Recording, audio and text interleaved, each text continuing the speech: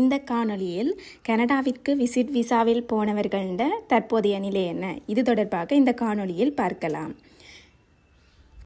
தற்போது அண்மை காலமாக கனடாவிற்கு இலங்கையிலிருந்து விசிட் விசாவில் போபவர்களின் எண்ணிக்கை அதிகமாக காணப்படுகின்றது. அங்கு போபவர்கள் கடும் சிரமத்திற்கு உள்ளாகிறார்கள். தற்போது அங்கு வேலை எடுப்பது என்பது கடினமான காரியமாக காணப்படுகின்றது. அங்கு PR உள்ளவர்களுக்கே வேலை இல்லாமல் உள்ளனர். அங்கு போனவர்களுக்கு நெருங்கிய உறவினர்கள் இல்லாத விடின் வீட்டிற்கு ரெண்ட் வேணும், சாப்பாடு, வெளியில் போய் வாரத்துக்கு கடினமான காரணமாகவும் பெரும் கடினப்படுகிறார்கள். தற்போது அங்கு அனைத்து பொருட்களினதும் விலைகளும் அதிகரித்து உள்ளன. அனைத்திற்கும் அங்கு கஷ்டப்படுகிறார்கள். இங்கே இருந்து போனவர்கள் அதிகமான காசு செலவழித்து ஏஜென்ட் மூலம் அப்ளை பண்ணி போனவர்கள் என்ன செய்வது என்று தெரியாமல் உள்ளனர். பெரும்பாலானோர் லட்சக்கணக்காக காசுகளை செலவழித்து போய் அங்கும் வேலை இல்லாமல் நிம்மதி இழந்து உள்ளனர். இவ்வாறு போபவர்கள் ப்ராப்பர் கைடன்ஸோட போகணும். போய் சுற்றி பார்த்துட்டு வர போகிறோம் என்பவர்களுக்கு பிரச்சனை இல்லை. அவ்வாறு இல்லாமல் அங்கே போனால் அடுத்து என்ன செய்வது என்ற கைடன்ஸோடு போகணும். இவ்வாறு விசிட் விசா மூலம் போபவர்கள் அதிகபட்சமாக 6 மாதம்தான் அங்கு தங்க இயலும். அதற்கு மேல் தங்க வேணுமென்றால் தங்களுடைய விசிட் விசாவினை ஒர்க் விசாவோ அல்லது ஸ்டூடெண்ட் விசாவுக்கோ அப்ளை செய்து விசா கன்வெர்ட் பண்ணி கொள்ள வேண்டும்.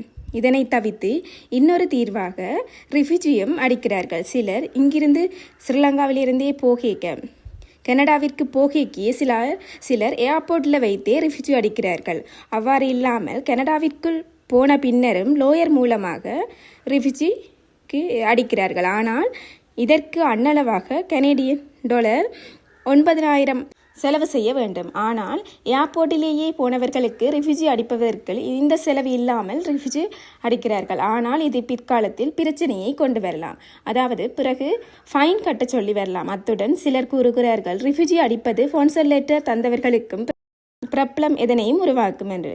மேலும் இங்கே இருந்து போகும்போது நமக்கு ஃபினான்சியல் ஒரு ப்ராப்ளம் இல்லை, அதோட எங்களுக்கு ஃபேமிலி இங்கே இருக்குது, ஒர்க் இருக்குது என்று தான் அப்ளை பண்ணி விசா எடுத்துட்டு அவ்வாறு இருக்கையில் அங்கே போய் ரிஃப்யூஜி அடிப்பது என்பது ப்ராப்ளம் எதனையும் ஏற்படுத்தலாம்.